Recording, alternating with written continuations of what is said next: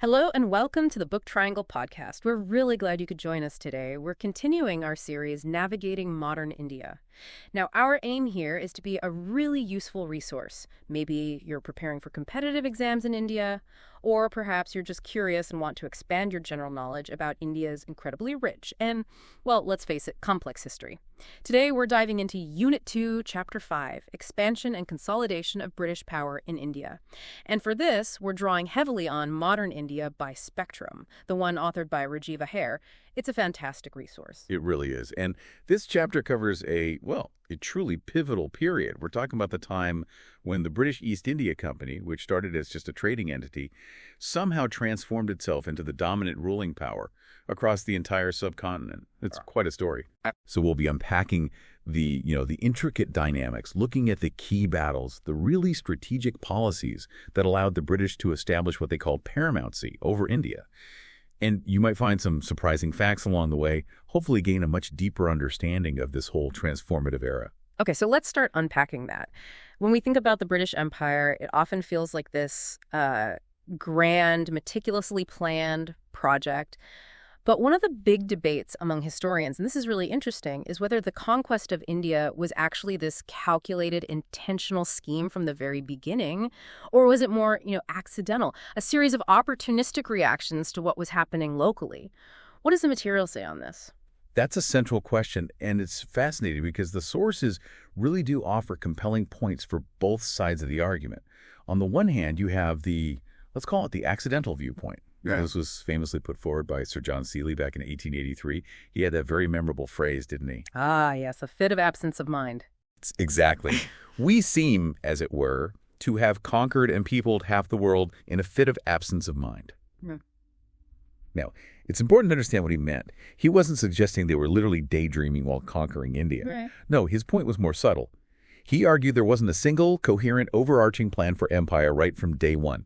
Instead, he saw it as an incoherent set of policies that just sort of reacted to events. And these reactions, these unplanned decisions, they just snowballed over time into this huge dominion.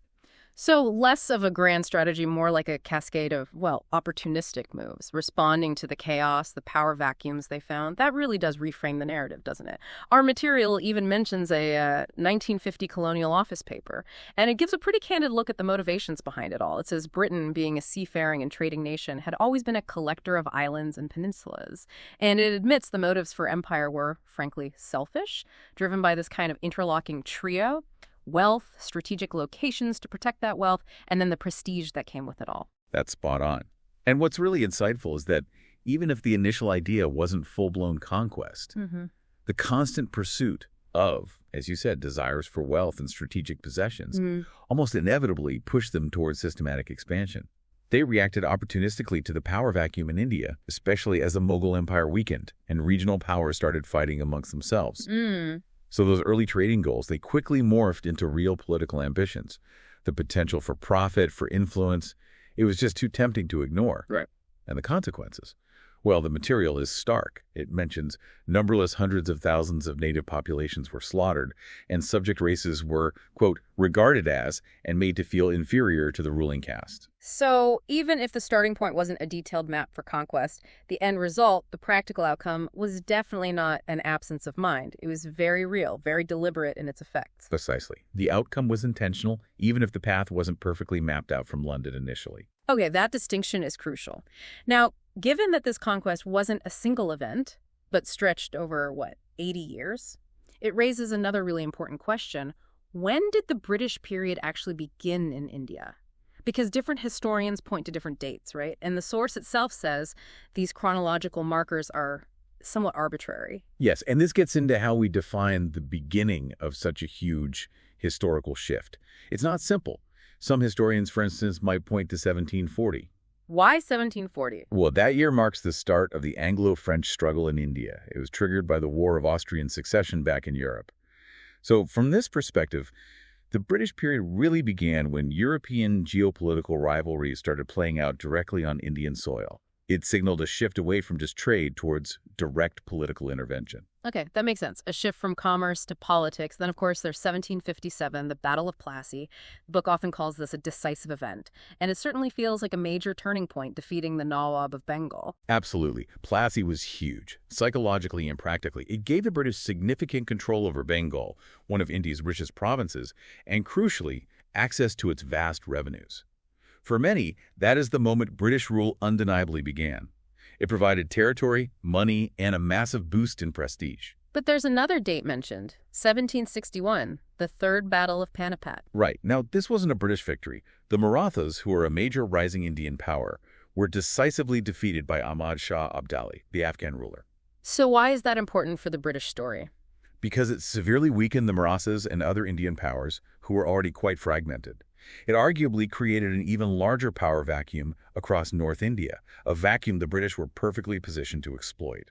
So Panipat paved the way for British expansion, even though they weren't directly involved in the battle itself. Interesting. So 1740 marks the start of direct European political rivalry on Indian soil. 1757 is the key military victory leading to territorial control in Bengal. And 1761 represents the collapse or weakening of major Indian rivals, creating that crucial power vacuum. Exactly. Each date highlights a different aspect of their rise. There's no single correct answer, which is what makes history so interesting to discuss. So, for you listening, think about that. What signifies the true beginning for you? Initial meddling, a big battle, or the weakening of rivals? It's food for thought. But okay, regardless of the exact starting point, the big question remains. How did this relatively small trading company manage it?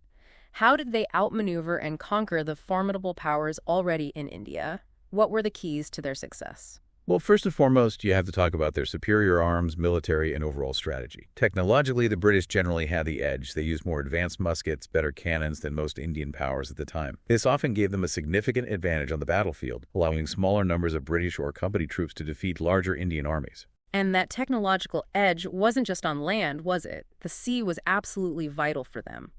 Our material points to the influence of Portuguese naval techniques, which the English and Dutch then took and significantly improved.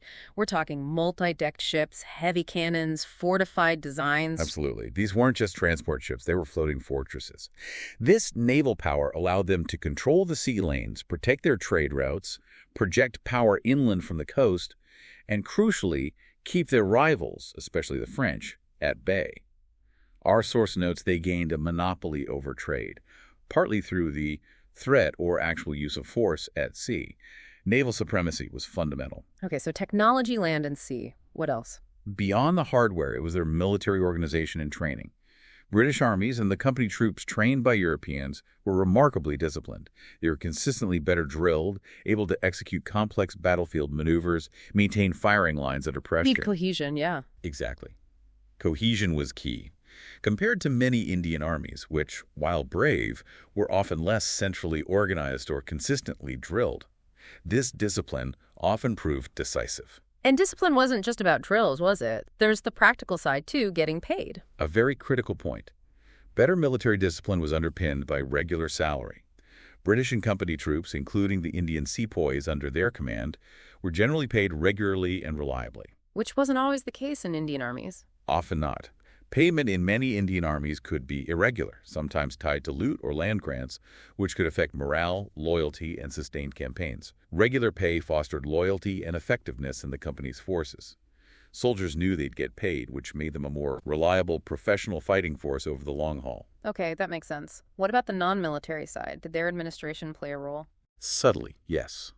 Civil discipline and what the source calls a fair selection system, at least for the Europeans within the company. While it definitely served colonial interests and wasn't immune to corruption, the company's administrative structure was often seen as relatively more structured, maybe more merit-based for its European employees, compared to some contemporary Indian systems that relied heavily on heredity or favoritism. So, a perception of efficiency, perhaps, even if it was efficiency for exploitation. Precisely. It might have seemed more predictable or stable to some, especially during periods of turmoil in Indian states. Though we shouldn't overstate this, it was still fundamentally about serving British interests. And leadership. You can't conquer an empire without strong leaders. Absolutely crucial. Brilliant leadership and the support of capable second-line commanders. You have figures like Robert Clive, later Wellesley, Warren Hastings. These were often strategically brilliant, sometimes ruthless individuals who knew how to seize an opportunity. But it wasn't just the top figures. Their success relied on an effective command structure, subordinates who could understand and execute the strategic objectives. And interestingly, the source credits the French governor, Dupleix, as the originator of the practice of subsidiary alliance in India. Oh, really? So the British adopted a French idea? In a way, yes. Dupleix pioneered the idea of stationing French troops in an Indian ruler's territory, paid for by the ruler, to gain influence. He ultimately failed. But the British, especially Wellesley, saw the potential and perfected the system for their own ends. We'll definitely need to come back to subsidiary alliance later, but what about the money? Wars cost a fortune. Yes. Strong financial backup. This is often underestimated, but was absolutely critical. The East India Company had vast financial resources. It was backed by the British government, fueled by profits from global trade, and later by the immense revenues extracted from conquered territories like Bengal. Right. The source mentions that staggering figure, 60% of the British imports from Asia consisted of goods from Bengal. Exactly. That kind of wealth allowed them to fund sustained military campaigns, build infrastructure, bribe officials, absorb defeats, and basically outspend their Indian rivals. Indian states often relied on more localized, less consistent revenue streams, making it harder to sustain long wars against the company's deep pockets. Okay, so military tech, discipline, pay, administration, leadership, money, anything else? One more factor, perhaps more abstract but still potent: nationalist pride. Our source mentions this. There seems to have been a stronger sense of shared purpose, a collective nationalist pride, or belief in their mission among the British. This often contrasted with the more fragmented loyalties within India. Loyalty might be to a local ruler, a region, a caste, or a religion, not necessarily a unified Indian identity against the foreigner at that point. A kind of cohesion versus fragmentation. Yes, that cultural and organizational cohesion, combined with a sense of superiority, undoubtedly gave them a psychological edge in many encounters. And as you mentioned, that internal fragmentation within India was something the British became masters at exploiting. Rulers fighting each other, turning to the British for help. Precisely, which leads us perfectly into the first major theater of conquest, Bengal. This was the real game changer. It's hard to overstate Bengal's importance back then, right? Can you paint a picture for us? Just how rich was this richest province? Oh, it was immensely wealthy. Truly the jewel in the Mughal crown. Remember, we're not just talking about modern West Bengal. The Nawab of Bengal's territory effectively included present-day Bangladesh, plus Bihar and Odisha.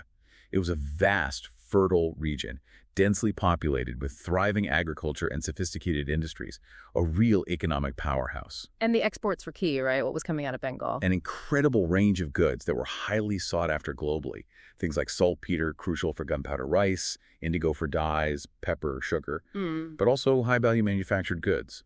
Raw silk, world-famous cotton textiles like muslin, intricate handicrafts, these commanded huge prices in Europe. And that explains the 60% figure, the sheer volume and value of goods the British were importing from Bengal alone. They were deeply invested. They had established early factories, trading posts in places like Balasore, Hooghly back in 1651, Kasim Bazar, Patna, Dhaka, and this eventually led to founding Calcutta around the 1690s, giving them a major base. Yes, but these commercial interests often led to friction.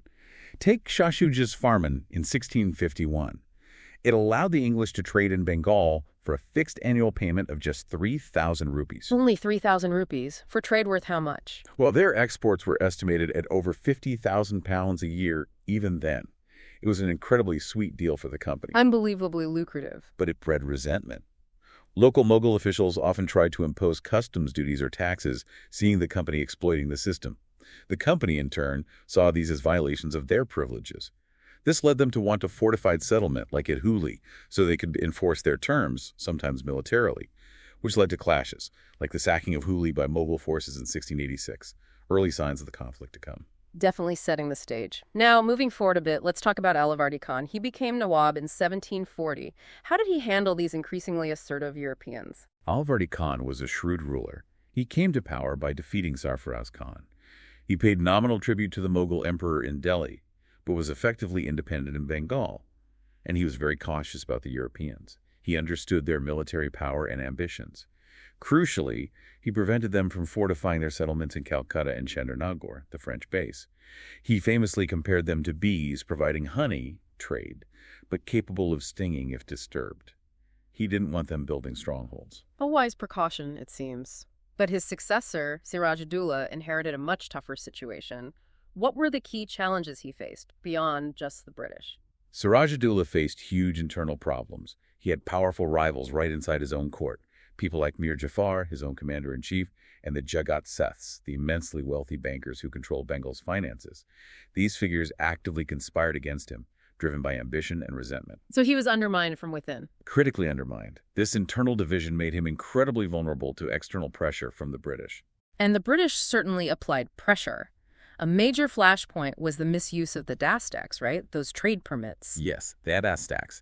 These were permits issued by the Mughal authorities that exempted the company's goods from internal customs duties. A huge commercial advantage. But company officials started using these Dastaks illegally for their own private trade. So they were basically dodging taxes on their personal business. Exactly. It meant a massive loss of revenue for the Nawab's treasury, and it gave English private traders an unfair advantage over Indian merchants. Siraj-ud-Dowlah rightly tried to stop this abuse. On top of that, the English began fortifying Calcutta without his permission, adding cannons to Fort William. This was seen as a direct challenge to his authority. These provocations, the Dastak abuse, the fortifications led directly to conflict, didn't they? Siraj marched on Calcutta. He did. He captured Calcutta in 1756. This led to the infamous, though likely exaggerated, Black Hole of Calcutta incident, which the British used as propaganda. Robert Clive was sent from Madras with forces to recapture Calcutta and punish the Nawab. But Clive had more than just military victory in mind. He started conspiring with the internal enemies. Precisely. Clive entered into a secret conspiracy with Mir Jafar, the Jagat Seths, Rai Durlab, Omachand, all powerful figures disgruntled with Siraj. The plan was simple. Betray Siraj-ud-Dowlah during the battle, and Mir Jafar would be installed as the new Nawab, a puppet for the British. Which brings us to the Battle of Plassey itself, June 23rd, 1757. Yes. On paper, Siraj had a much larger army, but the battle was, frankly, a farce. A large section of the Nawab's army under Mir Jafar and Rai Durlab took no part in the fighting, standing idly by as planned. The outcome was a foregone conclusion. Siraj's loyal troops were defeated, he fled, was captured, and then murdered under Mir Jafar's orders. So Plassey wasn't really a great military victory for the British, more a victory through conspiracy and betrayal. Largely, yes. Though Clive's forces did fight effectively, the betrayal was the decisive factor. And Plassey is often called the turning point, but our source adds that nuance about the Battle of Wandiwash in 1760 against the French. Right. While Plassey gave the British control over Bengal's immense wealth and became hugely symbolic, the victory at Wandiwash was arguably more strategically decisive for overall control of India. Why? Because it effectively eliminated their main European rival, the French, from serious contention in South India. It left the British as the dominant European power. Okay, that's a really important distinction. So after Plassey, Mir Jafar becomes the Nawab, the puppet ruler. What concessions did he have to make? Oh, the concessions were enormous. The company received undisputed rights to trade free of duties throughout Bengal, Bihar, and Orissa, except for a small duty on salt. They were granted the zamindari, the land revenue rights, over the 24 Parganas region near Calcutta, giving them direct territorial revenue. And huge sums of money were paid out compensation for the attack on Calcutta, plus massive gifts or bribes to Clive and other company officials. Mir Jafar basically bankrupted the treasury to satisfy British demands.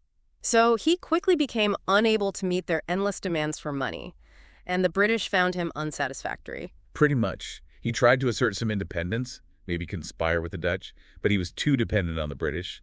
They soon found him inconvenient. So in 1760, they deposed him and installed his son-in-law, Mir Qasim, as the new Nawab. Another puppet, they thought. What was the deal with Mir Qasim, the Treaty of 1760? Initially, yes, they thought he'd be more manageable. Under the Treaty of 1760, Mir Qasim agreed to cede the prosperous districts of Burwan, Midnapore, and Chittagong to the company, ostensibly for the maintenance of their army. He also promised to pay off the outstanding debts Mir Jafar had accrued. The company certainly expected him to toe the line. But Mir Qasim turned out to be quite different, didn't he? He actually tried to be an independent ruler. He did. He was arguably the ablest Nawab Bengal had seen in decades. He shifted his capital from Murshidabad to Munger in Bihar, further away from Calcutta, to reduce British influence.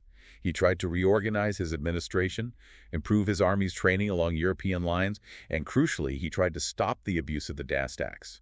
How did he tackle the Dastak issue? His solution was radical.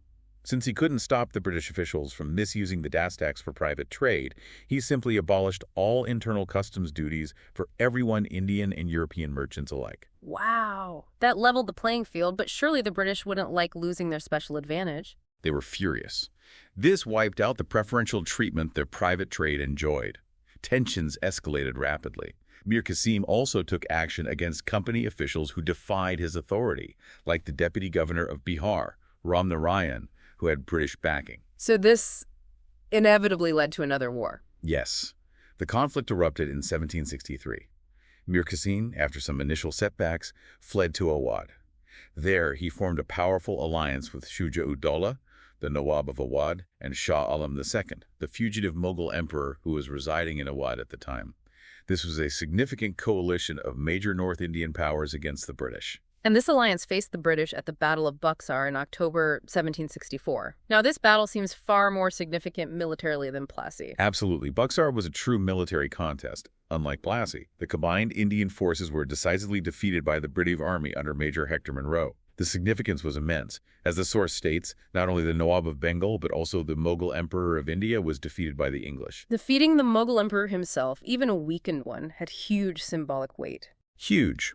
Buxar established the British not just as rulers of Bengal, but as a dominant military power in North India, and serious contenders for the supremacy over the whole country.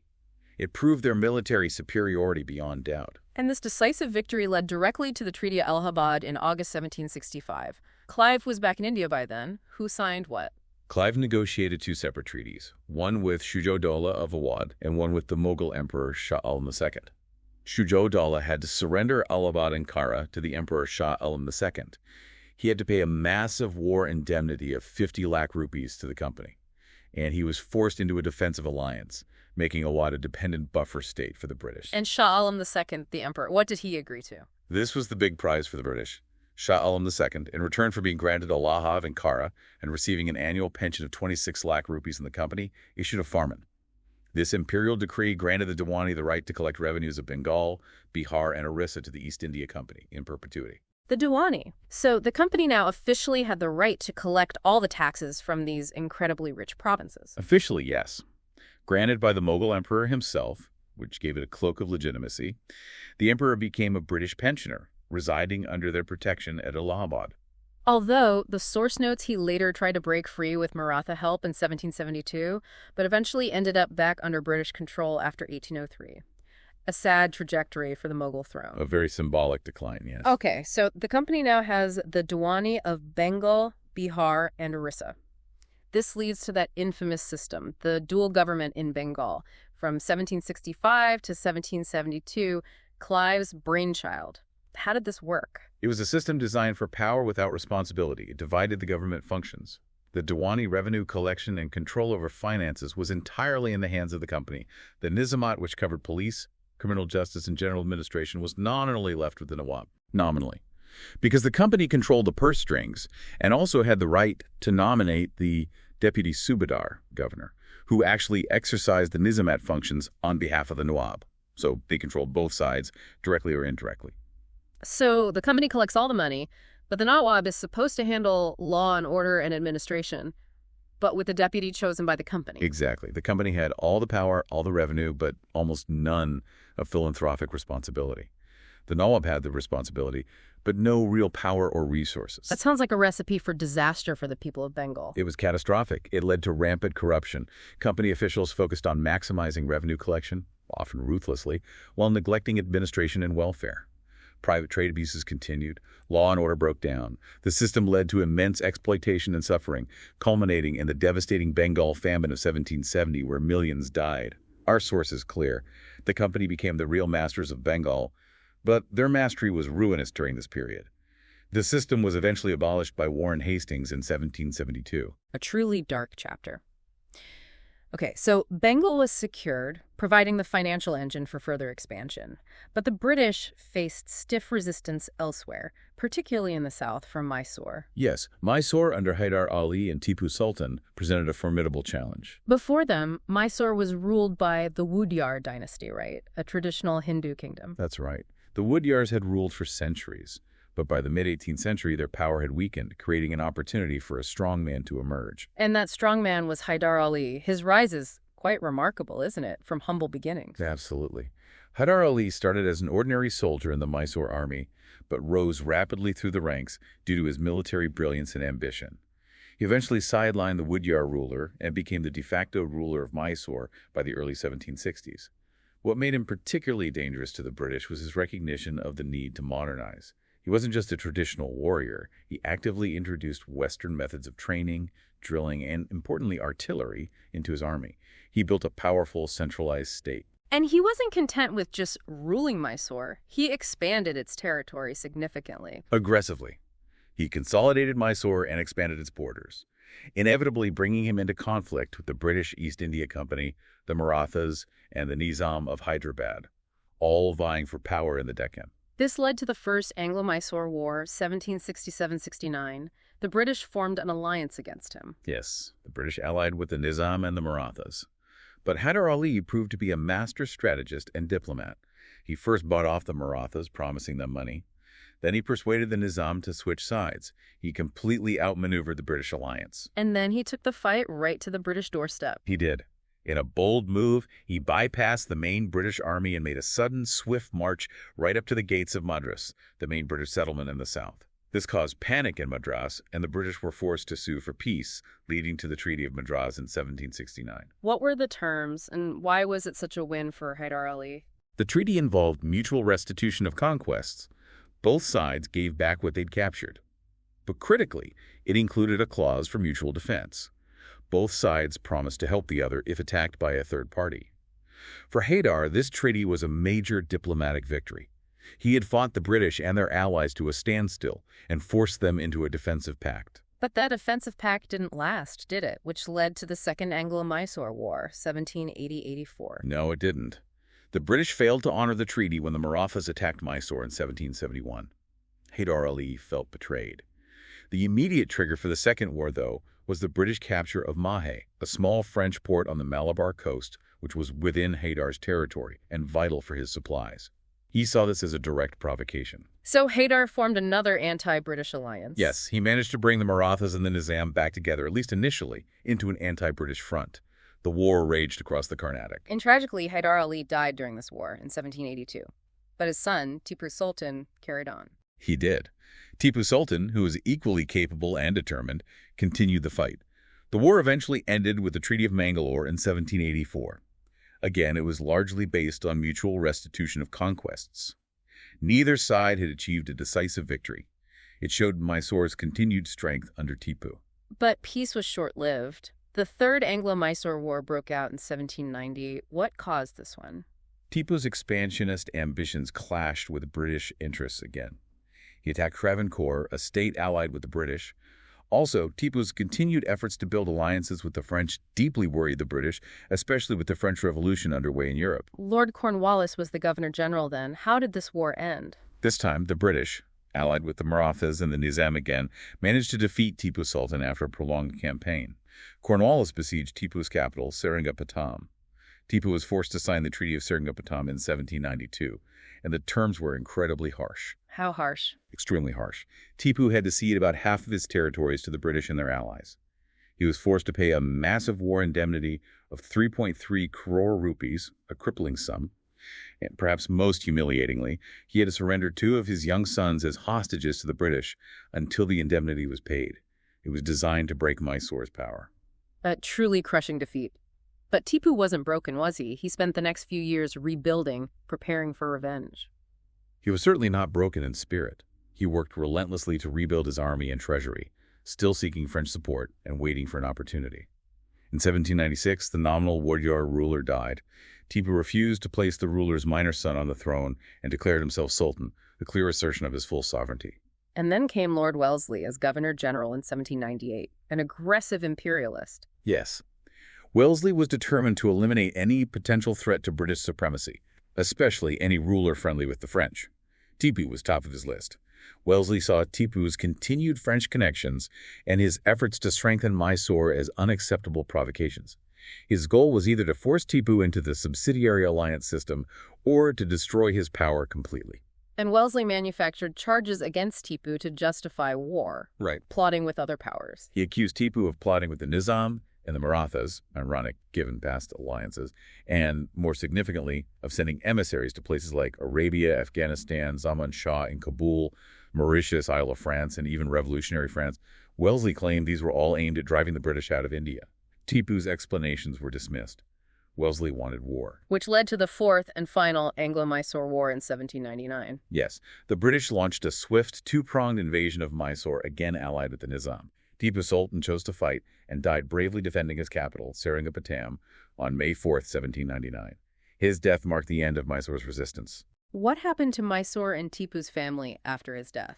Tipu's family members were captured and interned, initially at Vellore.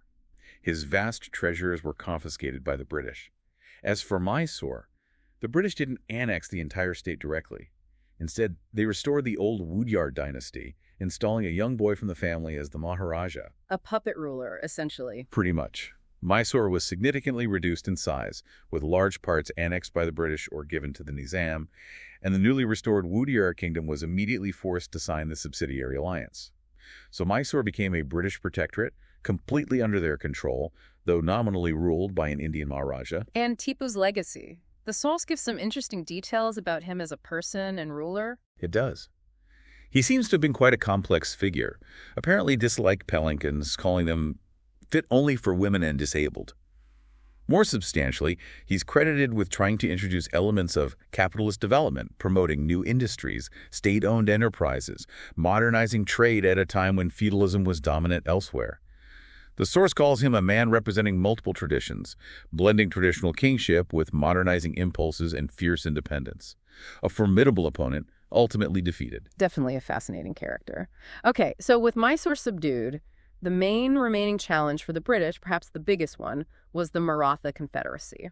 This brings us to the long Anglo-Maratha struggle. Yes, the Marathas controlled vast swaths of central and western India and had been a major power for over a century. Their power structure was quite unique, wasn't it? A confederacy led by the Peshwa. That's right. The system was largely consolidated under Peshwa Bajirawather in the early 18th century. He established a confederacy of powerful Maratha chiefs to manage the expanding empire. The key families were the Peshwa himself, based in Pune, the Gaikwad of Baroda, the Bonsal of Nagpur, the Holkars of Indore, and the Scindias of Gwalior. Each had their assigned sphere of influence. This system worked well under strong Peshwas, but it had weaknesses. Big weaknesses, especially later on. The crushing defeat at the Third Battle of Panipat in 1761 was a huge blow to Maratha prestige and unity. Then the death of the capable young Peshwa Madhvrao I in 1772 led to a power struggle for the Peshwaship in Pune. This severely weakened the central authority, and the powerful chiefs became increasingly independent and often quarreled bitterly amongst themselves, despite occasionally uniting against common enemies like the British. And this internal quarreling, this disunity, was the opening the British needed to intervene in Maratha affairs. Exactly. The internal dissensions, particularly the fight for the Peshwa's position, provided the perfect opportunity. It was Raghunath Rao, who had ambitions to become Peshwa after his nephew Narayan Rao was murdered, who made the fatal mistake of seeking British help from Bombay. This directly triggered the First Anglo-Maratha War. The First Anglo-Maratha War, 1775-82. It started with Raghunath Rao signing the Treaty of Surat with the Bombay government. Yes, in 1775, desperate for military support, Raghunath Rao agreed to cede the strategic islands of Salsette and Bassein near Bombay to the British and give them a share of revenues from Surat and Bharuch. But the British authorities in Calcutta overruled this treaty. They did. The Calcutta Council, under Warren Hastings, condemned the Treaty of Surat and sent their own envoy to negotiate with the ministerial party in Pune, which supported the infant Peshwa Madhvrao II. This led to the Treaty of Purandar in 1776. The British renounced Raghunath Rao's cause, promised to withdraw support, but crucially, they managed to retain Salsette. Raghunath Rao was offered a pension. So the British were playing a double game, trying to secure territory while mediating the dispute. The war dragged on, though. It did. The situation remained messy. The British faced some setbacks, notably the defeat at Waugan, where they were forced to sign a humiliating convention. But they recovered under capable commanders like Goddard and Popham. The war finally ended with the Treaty of Salbai in 1782, largely mediated by Mahaji Scindia, the powerful Gwalior chief. What were the key terms of Salbai? Salsette was retained by the British, confirming their strategic gain near Bombay. Bassein was restored to the Marathas. Raghunath Rao was pensioned off, effectively ending his claim. Mahabharata II was formally recognized as Peshwa. There was mutual restitution of territories conquered during the war, and Mahaji Scindia acted as the mutual guarantor of the treaty. What was the significance of this treaty? It brought peace between the British and the Marathas for about 20 years. It enhanced British prestige, showing they could fight the Marathas and dictate terms. Crucially, it gave the British a free hand to deal with Mysore. The Third and Fourth Mysore Wars happened during this peace. It was a strategic pause for the British, allowing them to focus their resources elsewhere. But the underlying Maratha disunity didn't go away. What led to the Second Anglo-Maratha War, 1803-1805? More internal chaos. Peshwa Madhavrao II died in 1795, possibly suicide. The incompetent Bajirao II, son of Raghunath Rao, became Peshwa, leading to intense infighting among the chiefs, especially between Scindia and Holkar. The death of the influential minister Nana Fadnavis in 1800 removed another key figure who had maintained some semblance of unity. The situation exploded when Peshwa Bajirao II, defeated by Yashwantrao Holkar, fled Pune and sought British protection. And this led him to sign the infamous Treaty of Bassein in 1802, with Lord Wellesley, who was eager to impose his subsidiary alliance. Exactly. The Treaty of Bassein was a subsidiary alliance treaty. Bajirao II basically signed away Maratha independence to regain his position as Peshwa under British protection. What did he agree to? He agreed to receive a large British subsidiary force stationed permanently in his territory and ceded districts yielding 26 lakh rupees annually for their upkeep. He had to give up Surat to the company. He surrendered control over his foreign policy, agreeing not to communicate with other powers without British consent and accepting British arbitration in disputes. He also had to dismiss all Europeans other than British from his service. It effectively made the Peshwa a British subordinate. How did the other Maratha chiefs react to this? Scindia, Bhonsle, Holkar. They were outraged. They saw it correctly as a surrender of Maratha independence. Scindia and Bhonsle decided to challenge the treaty militarily. Holkar initially stayed aloof. But the British, under Wellesley's generals like Arthur Wellesley, later Duke of Wellington, and Lake, were prepared. They defeated the forces of Scindia and Bhonsle in a series of swift and decisive battles like Assaye and Argonne, Wellesley, and Delhi and Laswari, Lake. So the Maratha challenge was crushed. Decisively. Scindia was forced to sign the Treaty of Surgian-Jangon, ceding vast territories, including the Gangia-Muna Doab, Delhi, Agra, and parts of Gujarat.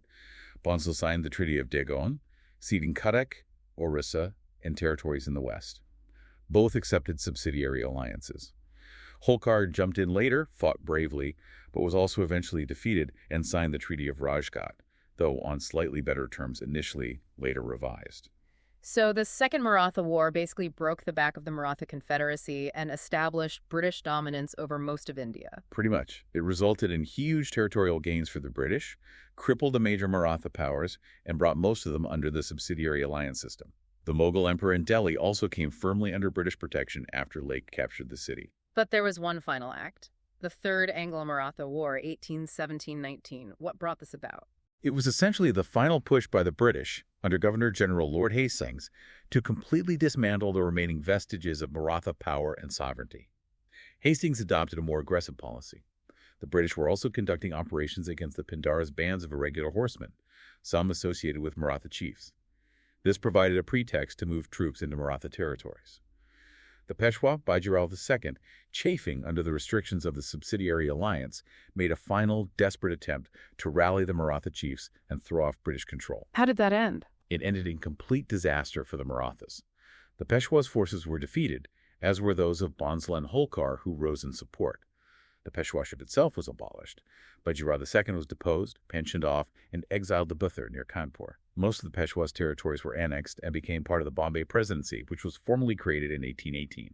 The Maratha Confederacy ceased to exist. The end of a major Indian power. So why did the Marathas ultimately lose? They were so formidable for so long. Several key reasons, many of which we've touched upon. Firstly, and perhaps most importantly, that persistent lack of unity. The internal jealousies and constant infighting among the chiefs, Scindia versus Holkar, the Peshwa's weakness meant they could never present a sustained, united front against the British, who expertly exploited these divisions. Okay, disunity was key. What about their military? Inferior military organization compared to the British. While Maratha soldiers were brave, especially their cavalry, they generally lacked the infantry discipline, the coordinated artillery use, and the modern weaponry of the British forces. Their military system remained largely feudal, based on contingents supplied by different chiefs, lacking the centralized command and logistics of the company's army. And leadership quality declined. Definitely.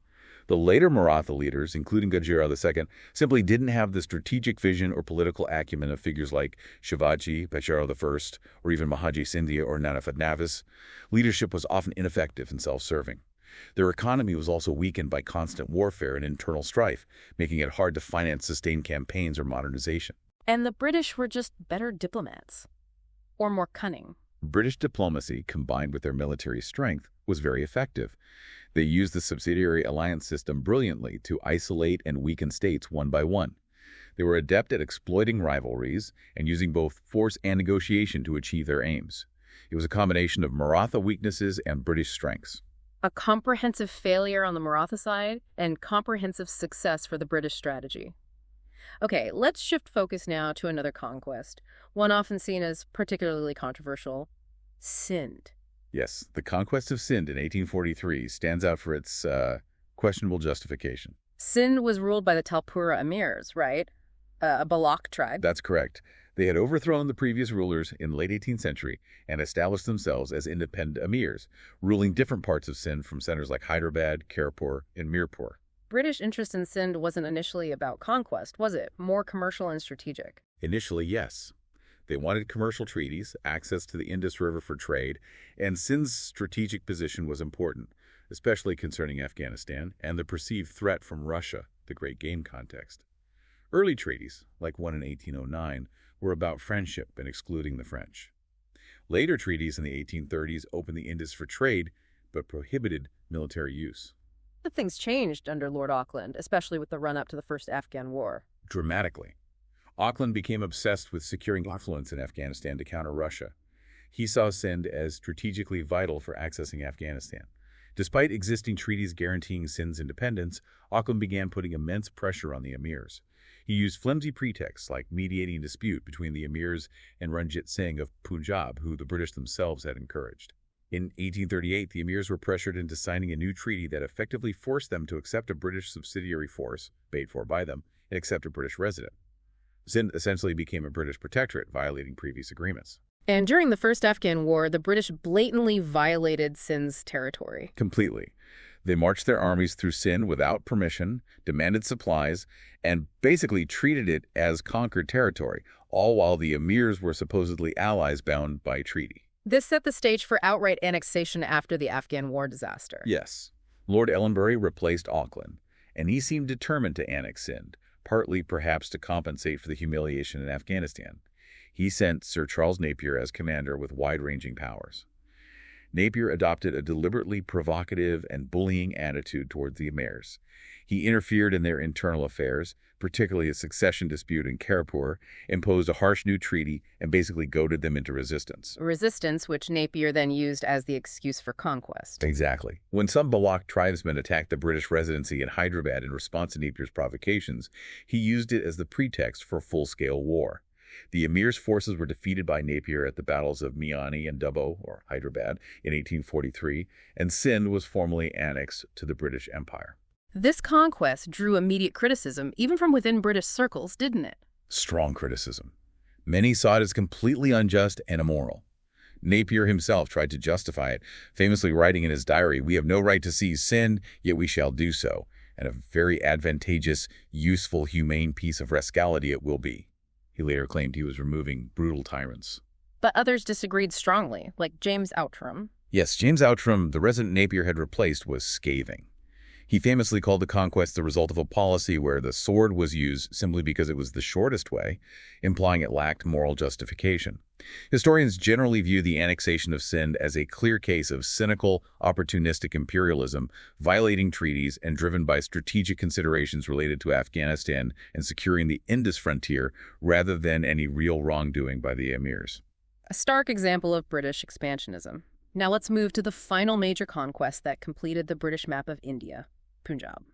The Sikh kingdom of Punjab, built by Maharaja Ranjit Singh, was the last major independent power standing in the way of complete British dominance. How had the Sikhs consolidated power before Ranjit Singh? Figures like Banda Bahadur were important early on. Yes, Banda Bahadur led Sikh resistance against the Mughals after Guru Gobind Singh. Later, the Sikhs organized themselves into military brotherhoods called missals. In the mid-18th century, they formed the Dal Khalsa, a sort of national army which was divided into the Buddha Dal veterans and Taruna Dal, younger fighters. This military organization helped them carve out control over Punjab amidst the declining Mughal power and Afghan invasions. And then came Ranjit Singh, who unified these missiles. Yes, Maharaja Ranjit Singh, leader of the Sukrachakya missile, emerged as the dominant figure around the turn of the 19th century. He was a brilliant military leader and statesman.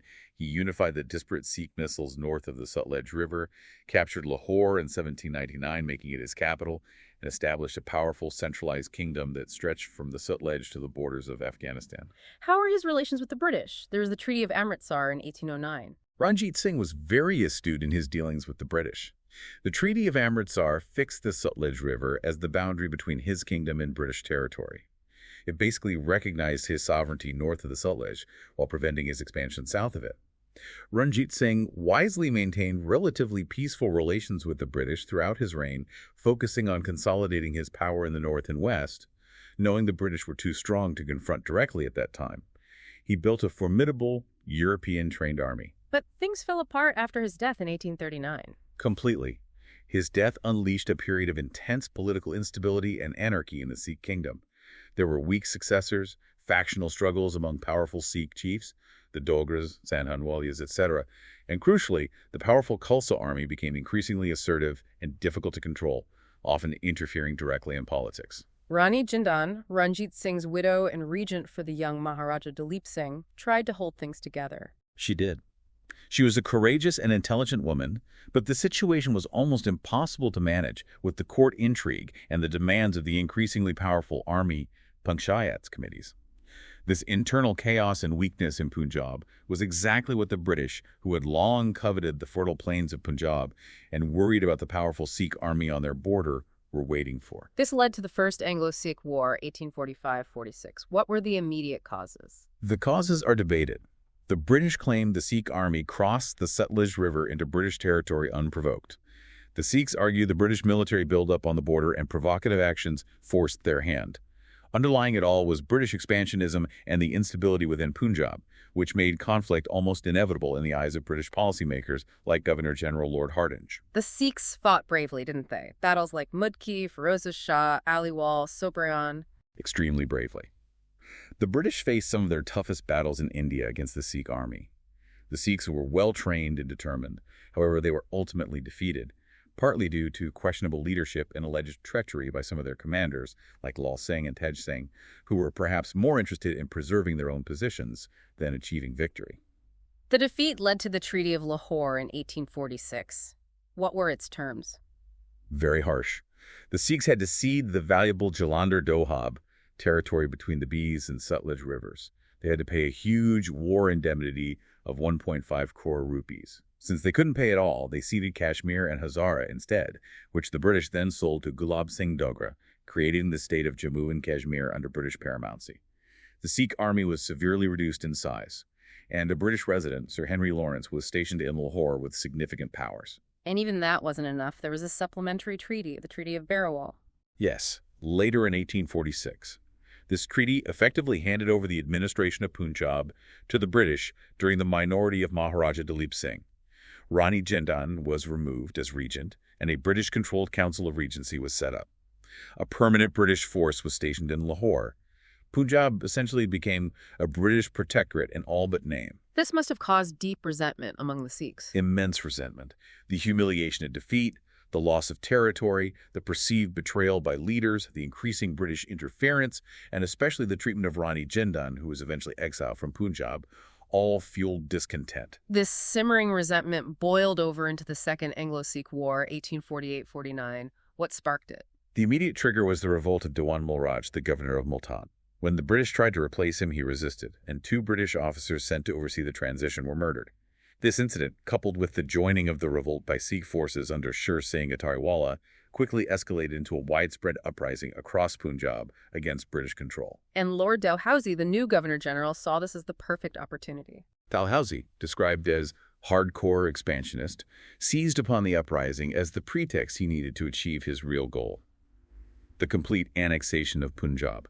He famously declared war, stating the Sikhs had called for war and would get it with a vengeance. The Sikhs were defeated again, despite fierce battles like Chillianwala and Gujarat? Yes, battles like Chillianwala were costly and hard-fought, showing Sikh determination. But the decisive British victory at the Battle of Gujarat, often called the Battle of the Guns due to British artillery superiority, sealed the fate of the Sikh kingdom. The Sikh army surrendered in March 1849. And the consequence was immediate annexation. Yes. Dalhousie annexed Punjab outright in March 1849. Maharaja Duleep Singh was deposed, pensioned off, and eventually sent to England. The legendary Kohinoor diamond was surrendered to the British Queen. What was the overall significance of these Anglo-Sikh wars? They marked the completion of British territorial conquest in India. With the fall of Punjab, the last major independent Indian kingdom was extinguished. It cemented British paramountcy over the entire subcontinent, and again, it demonstrated British military superiority, organization, and their ability to exploit internal weaknesses, even against a formidable opponent like the Sikhs. So conquest was one method, but the British also extended their control through administrative policies, often more subtly. Let's look at those, starting with the policy of ring fence. Right. The ring fence policy is primarily associated with Warren Hastings earlier on.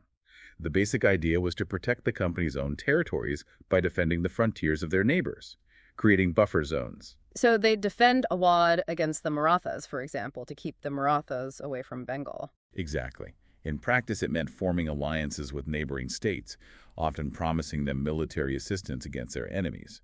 But this defense usually came at the expense of the allied state they often had to pay for the British troops defending them. It led to increasing British influence and involvement in the affairs of these buffer states, an indirect form of expansion.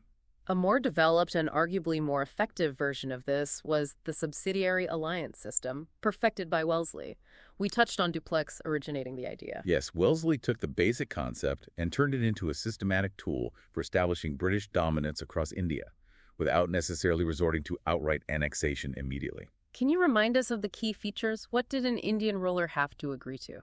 It was a package deal, essentially stripping the ruler of sovereignty.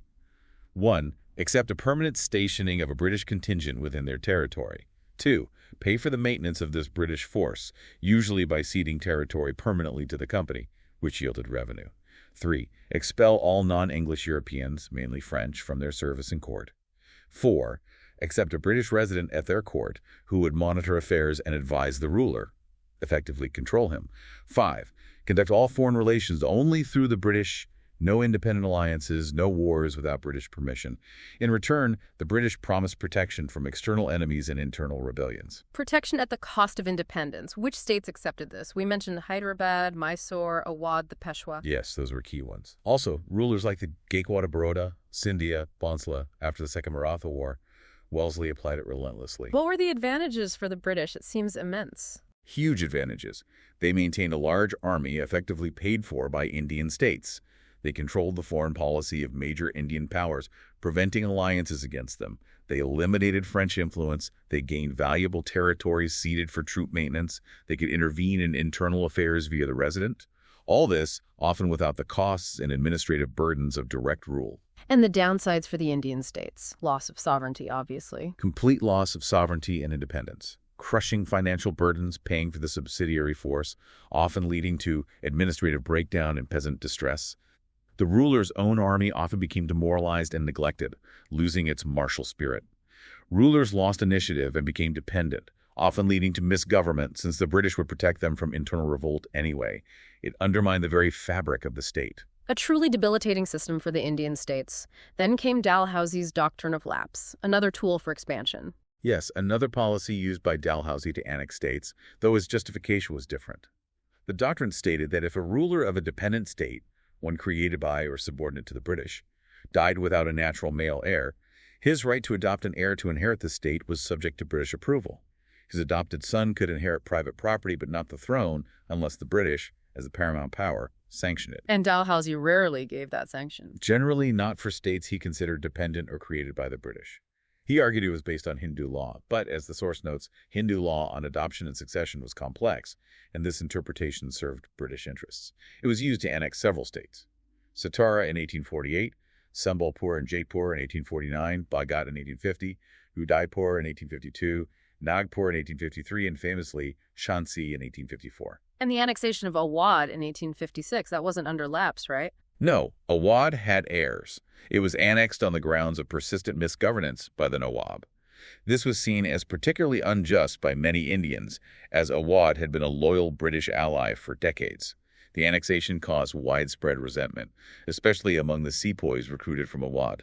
The impact of the doctrine of lapse, along with Awadh's annexation, seems crucial in the build-up to 1857.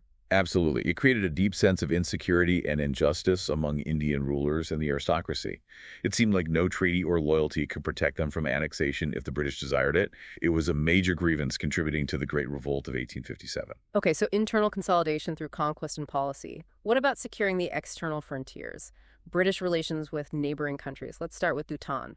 Anglo-Bhutanese relations involved border disputes, particularly concerning the Dwars Plain at the foot of the hills and British attempts to control trade routes. This led to conflicts, including a brief war in 1864-65. The Treaty of Senchula, 1865, ended the war. Bhutan ceded the Dwars region to the British in return for an annual subsidy. Standard British frontier policy: secure the border, control access, often using subsidies. And Nepal, the Gurkhas. Anglo-Nepalese relations led to the Gurkha War, 1814-16. This was driven by border disputes and British expansion towards the Himalayas. The Gurkhas fought fiercely but were defeated. The Treaty of Sigali, 1816, was significant. What did it entail? Nepal ceded territories including Garhwal and Kumaon, where hill stations like Nainital and Mussoorie were developed, and parts of the Terai. They had to accept a British resident in Kathmandu, and they withdrew from Sikkim. Crucially for the British, it opened the door for Gurkhas to be recruited into the British Indian Army in large numbers, becoming some of their most valued soldiers. It also secured the northern frontier. Then Burma. 3 wars there. Yes, 3 Anglo-Burmese wars, 1824-26, 1852, 1885. Driven by a mix of factors: British commercial interests, especially timber, securing the eastern frontier of Bengal, desire for new markets, and checking perceived French influence in Burma. The First War led to the annexation of Assam, Iran, and Tenasserim. The Second War added Lower Burma, Pegu. The Third War resulted in the annexation of Upper Burma and the deposition of the Burmese king. By 1886, all of Burma was incorporated into British India. And Tibet. Curzon's expedition. Lord Curzon was very concerned about potential Russian influence extending into Tibet, viewing it as a threat to India's northern border. He also wanted to open up Tibet for trade. This led to the controversial Young Husband expedition in 1903 to 1904, which was effectively a military invasion. The Tibetans were forced to sign the Treaty of Lhasa, agreeing to open trade marts, pay an indemnity, and crucially not grant concessions to any other foreign power without British consent. It established British influence over Tibet, though not direct rule. And finally, the most complex frontier, Afghanistan and the Northwest. The great game with Russia. Absolutely. Anglo-Afghan relations were dominated by the rivalry with Russia for influence in Central Asia. Afghanistan's strategic position was key. This led to the disastrous First Anglo-Afghan War, 1839-42, where the British tried to install a puppet ruler, Shah Shuja, failed miserably, and suffered a catastrophic retreat from Kabul. A huge blow to British prestige. That failure led to a period of caution, John Lawrence's masterly inactivity. Yes, Lawrence, Viceroy 1864-69, advocated a policy of non-intervention in Afghan internal affairs, recognizing the dangers and costs of getting entangled there. Let Afghanistan sort itself out, maintain friendly relations, but avoid direct interference. But that changed again with Lytton, his policy of crowd reserve. Yes. Lord Lytton, Viceroy 1876-80, reversed this. He adopted a more aggressive forward policy, determined to assert British influence, counter Russia proactively, and force the Emir to accept a British envoy. This led directly to the Second Anglo-Afghan War, 1878-80. The British occupied Kabul again, but ultimately settled for installing a new Emir, Abdur Rahman, who agreed to British control over his foreign policy in return for support and relative internal autonomy. Afghanistan remained a buffer state, but under British influence. So the Northwest frontier remained a constant area of British strategic concern and military activity. Constantly. Securing the passes, managing the independent tribes in the mountainous regions, countering Russian influence. It was a major preoccupation and drain on resources for British India right up until independence. What a journey. We've traced this incredible, complex, and often brutal process of British expansion and consolidation. Just to quickly recap the main stages. We saw how commercial interests in Bengal led to political ambition and conquest. Then the systematic defeat of major rivals like Mysore, the Marathas, and the Sikhs, strategic annexations like Sindh and Punjab, and those crucial administrative policies, ring fence, subsidiary alliance, doctrine of lapse, tightening the grip, plus constant management of the frontiers. And revisiting that question, why did they succeed? It really was a combination, wasn't it? Definitely. Military superiority, yes. Strong leadership, financial backing, absolutely. But crucially, exploiting Indian disunity. That quote from William Irvine you mentioned earlier is thought-provoking, suggesting the Mughal system was already collapsing and someone, maybe Marathas or Sikhs, might have taken over if the Europeans hadn't. The British were just best placed to fill that vacuum. A sobering thought. And the lasting impact of this period is undeniable. Immense. These policies, these conquests, they didn't just establish British rule. They sowed the seeds of future resistance. The resentment from policies like subsidiary alliance and doctrine of lapse fueled the 1857 revolt and later nationalist movements. And economically, it marked the beginning of what many historians call the systematic drain of wealth from India, reshaping its economy to serve British interests. It set the stage for everything that followed in modern Indian history. Absolutely. The sheer scale of change in under a century is staggering. A trading company reshaping a subcontinent, the methods, motives, the audacity, it all continues to echo today.